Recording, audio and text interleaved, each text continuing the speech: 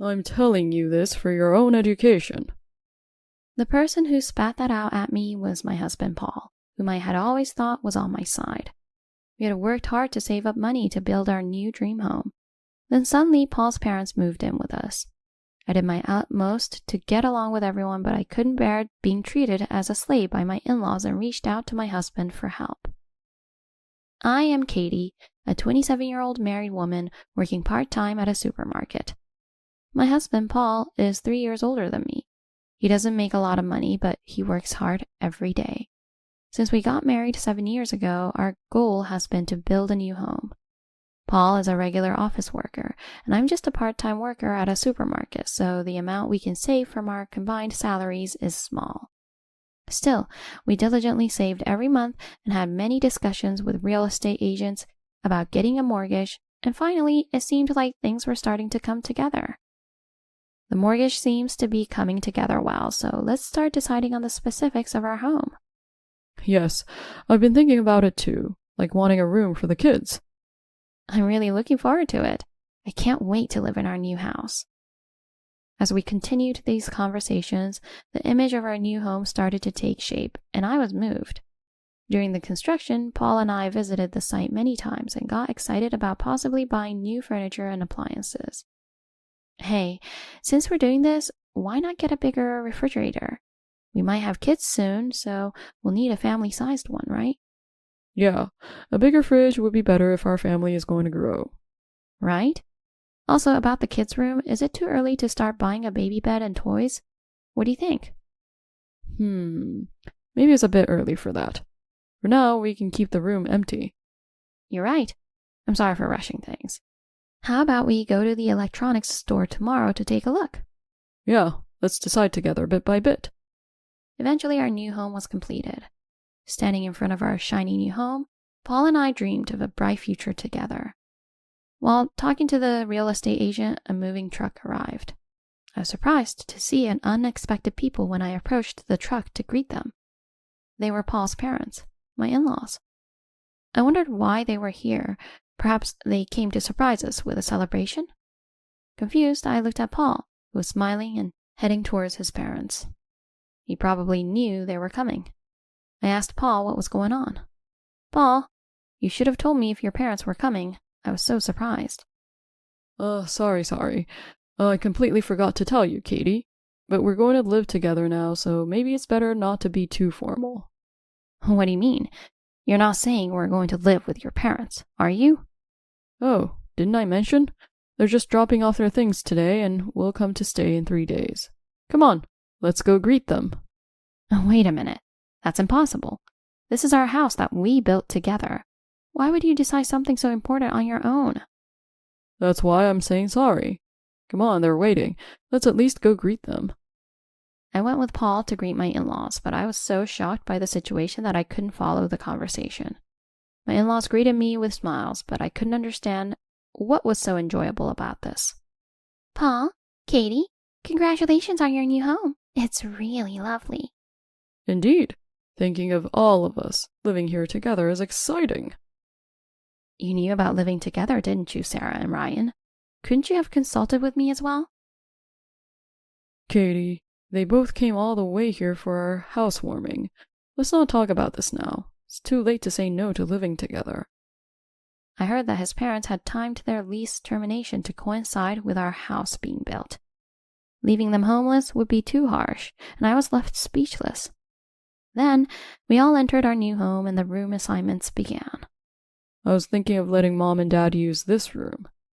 The room he showed was the one we had discussed making into a kid's room. Oh, wait a minute, you're joking, right?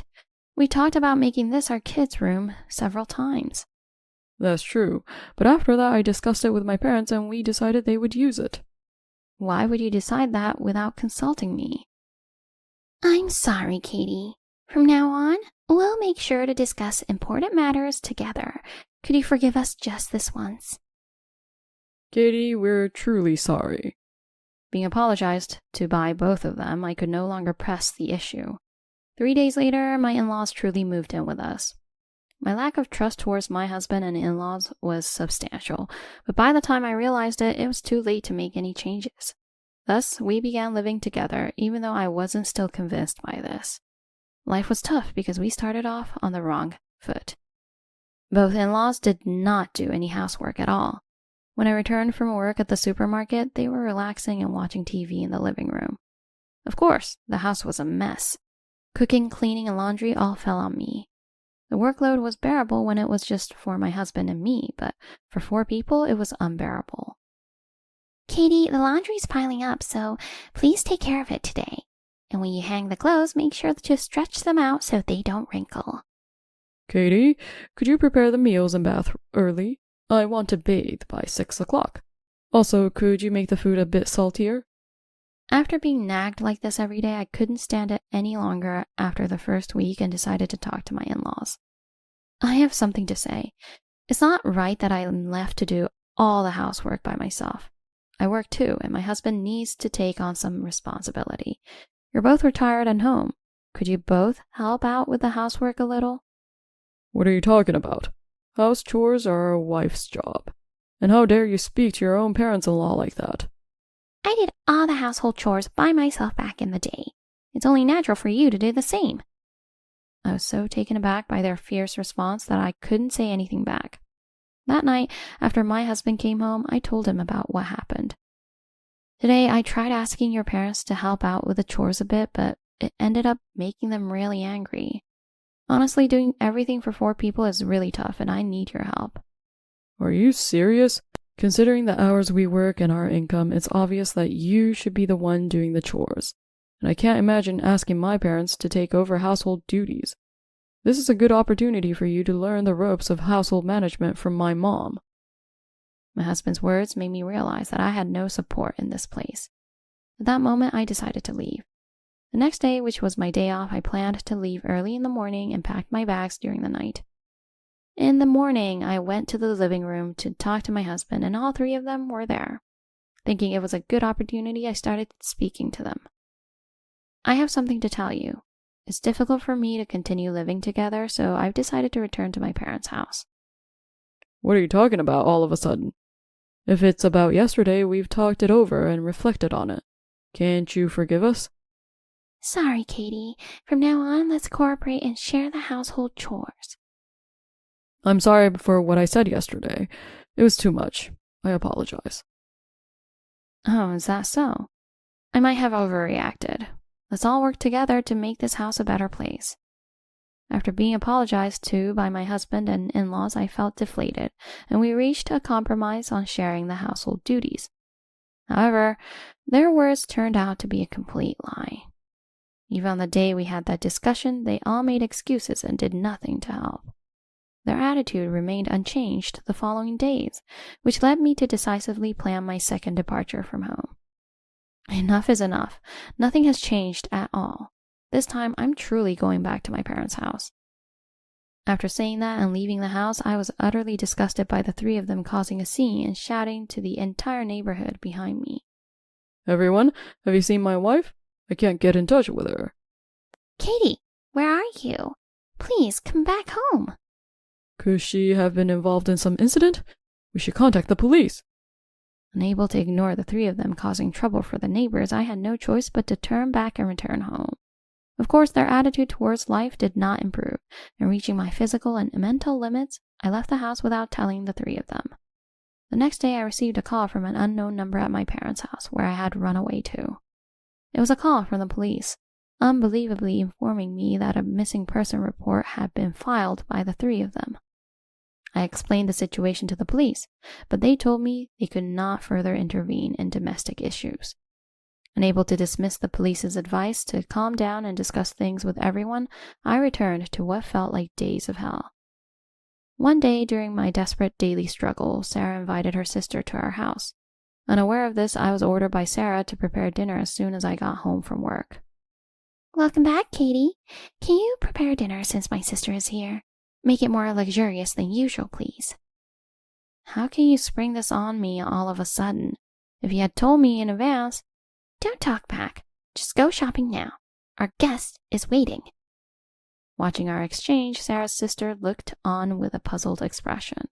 She had been told by Sarah that our family got along very well. that there were no issues between me and her, and that Paul's wife made delicious meals every day. She was invited today, looking forward to enjoying such a meal. Hearing this made the tense atmosphere seem even more bizarre. I never planned on playing along with Sarah's act, but I couldn't just be mean to her sister and ended up cooking against my will. I'll make do with what we have then. What are you saying? My sister has come all this way and you want to settle for whatever we have? Go shopping now. You're so inefficient, always talking but never getting the chores done. Enough. Why do I have to be scolded by you? If you're not going to help, at least stay quiet. Reaching my limit, I forgot about Sarah's sister being there and retorted in earnest. I went straight to Paul's room and told him everything exactly as it happened. What's going on with your mother? Tell her to behave herself. Entertaining guests is the duty of a wife. How dare you speak to my mother like that? It's because of your usual attitude that she thought to educate you by setting this up. If you have so many complaints, then just leave this house. With that, Paul pulled out a divorce paper he had apparently been holding on to and thrust it at me. You say that, but your signature isn't even on it. It's just all talk because you'd be in trouble if I left, right? You never shut up. Whether you're here or not makes no difference to me. Look, I signed it, so get out. Receiving the divorce paper made me almost want to dance with joy. I quickly signed it and gathered my valuables into a bag. Our argument was so loud that Sarah, her sister, and Ryan, who had apparently returned at some point, heard everything. I tried to leave without a second glance at them, but my in-laws, realizing they'd be without someone to do all the housework like a slave, desperately tried to stop me. What's going on, Katie? Let's calm down and talk. We can discuss this together. I went too far earlier, Katie. I'm sorry. Look, Paul, apologize quickly too. It's fine, just leave her be. I thought I'd discipline her by being lenient, but she got too cocky. Just get out. His verbal abuse didn't reach me now that I had the divorce papers in hand. I ignored all three of them completely, took only one bag, and left the house. I immediately submitted the divorce papers. It was accepted without any issues, and I was finally freed from those nightmare-like days. I went straight to my parents' house to discuss both what had happened and my plans for the future. I honestly talked about my intention to sue them, my plan to start living alone near my workplace, and my hope for a little financial assistance. My parents gladly accepted, praising me for doing well and working hard up until now. Determined not to worry or trouble my parents any further, I resolved to confront those three thoroughly. A week later, I headed to the house where the three of them lived. Paul's parents weren't home, so the discussion started just between Paul and me. I thought you'd come back soon, but you held out longer than expected. If you apologize properly, I might even forgive you. I didn't come here to apologize. The divorce papers have already been accepted, and we are now nothing more than strangers, so stop acting all high and mighty. I will be filing for compensation and division of property. You come back acting all high and mighty. Why should I have to pay you when you've been nothing but trouble? I have no intention of discussing this directly with you any further. From now on, any discussions will be through my lawyer. I have video and diary entries of everything you and your parents have done to me, so if you refuse to pay, I will take this to court. That's all I came to say today. Goodbye. After saying what I needed to, I left the house, ignoring Paul, who seemed to want to say something. I later heard about Paul and his parents' living situation through my lawyer. After our divorce, Paul and his parents intended to continue living in the same house, but their plans fell through. Naturally, there was a significant mortgage left on the new house. The house was in Paul's name, and when we lived together, his salary went towards the mortgage payments, while mine covered our living expenses. With me gone, their financial situation reportedly worsened dramatically. Paul turned to his parents for help, asking if they could use the money from selling their previous home to cover living expenses. Sadly, Paul's parents were way too extravagant, wasting money on expensive cars, designer handbags, and endless golf trips, leaving them with almost nothing. As a result, Paul was unable to continue making the monthly mortgage payments. After being pressed by the real estate agency and consulting his lawyer, Paul decided to sell the newly built house to pay off the mortgage.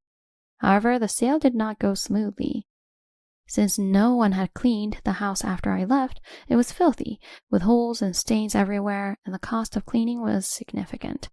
It was tough, but they still sold the house, although they didn't make much from it.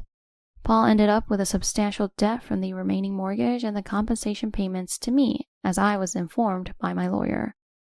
Paul and his parents ended up living in a cheap apartment, all three working desperately every day to make ends meet. Hearing this from my lawyer, I momentarily felt sorry for them, but quickly reminded myself of their treatment towards me. Karma finally caught up with them. I planned to cut all ties once the compensation payments were complete. Then one day, Paul unexpectedly showed up at my new place, where I was living alone. I had made sure he couldn't contact me by phone and had not given him my address, so I demanded to know how he found me. How did you find out where I live? I haven't told anyone. Actually, I had someone follow you from your workplace. I really needed to talk to you. What are you doing? That's creepy. I have nothing to talk about with you. Please leave. Don't be like that. Just hear me out, please. Marry me again? I'm just not good without you. Do you even hear yourself? Remarrying is out of the question. Please leave. Please, you're all we have left to rely on. Paul said this while explaining the current situation to me.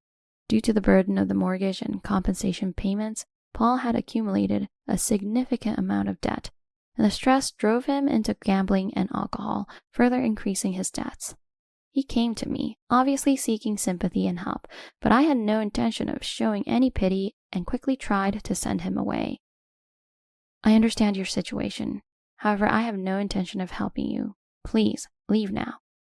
Even after I've begged like this, you won't help me? You may be acting humble now, but all you've ever thought about was making me a slave, right? I can't trust people like you anymore. Goodbye. As I tried to close the door, Paul grabbed my arm, showing his true colors. How can you act like this when I'm begging you? You should just be quiet and do as I say. Paul started to rage and insult me suddenly. A neighbor heard the commotion and kindly called the police, which helped to defuse the situation. I was worried that Paul and his family had learned my address. Unfortunately, my fears were realized when Paul's parents, having gotten my address from Paul, also showed up at my house. I dealt with them through the locked door. There's nothing I want to discuss with you. Please leave. Katie, please. You're the only one we can turn to. We were family once. Let's help each other out. That's right, Katie. Please, we're at our limit. Let's live together again. Please stop saying whatever is convenient for you. I have no intention of discussing anything with you, and you're causing a disturbance in the neighborhood. If you continue to make a scene in front of my house, I'll call the police.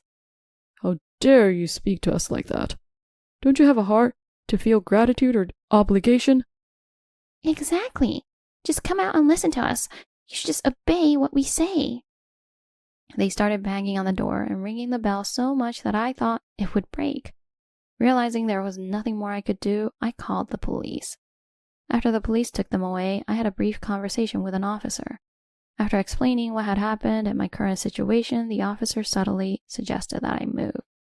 I had been considering moving since Paul's visit, so I decided to go through with it. I consulted with my parents and decided to stay with them for a while. They welcomed me warmly. I also talked to my workplace about the situation and asked if I could change my hours, which they agreed to readily. They told me I could consult them anytime, and I was grateful for such a supportive workplace. After moving and changing my work hours, I'm now living peaceful days without fear of those three finding me. Later, I was promoted to a full-time position at a newly launched branch of the supermarket where I work part-time, thanks to my hard work being recognized.